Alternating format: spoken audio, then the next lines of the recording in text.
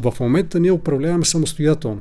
Значи ние купуваме само първокласни книжа и не се притесняваме дали ще закъса Испания, Италия и така нататък, защото ние в нашия баланс на БНБ, в нашите активи на управление емисионно, държим бундови и нидерландски облигации. А след като влезеш в еврозоната, вече структурата ни определяш ти. Освен това, там ще се позволи известна гъвкавост. Мисля, че Емил Хръсев някъде го беше казал. Това, че ще се освободят, нали, по някаква груба оценка от порядъка на 18 милиарда евро, т.е. 36 милиарда лева, с които ние ще можем да правим каквото си искаме. Това беше случая, между другото, на Балтийските републики.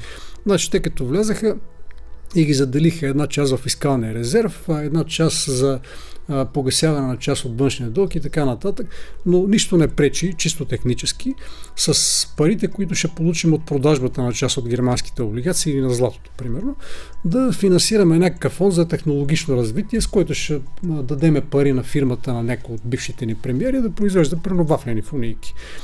Винаги, когато има едни пари, които ще дойдат дишиш, те се употребяват по предназначение, а то никога не е в изгода на хората. Докато в момента това нещо нямаме право да го направим и точно поради тази причина левовете, с които работим, са обезпечени. Нали? Ние знаем, че за тях стои нещо.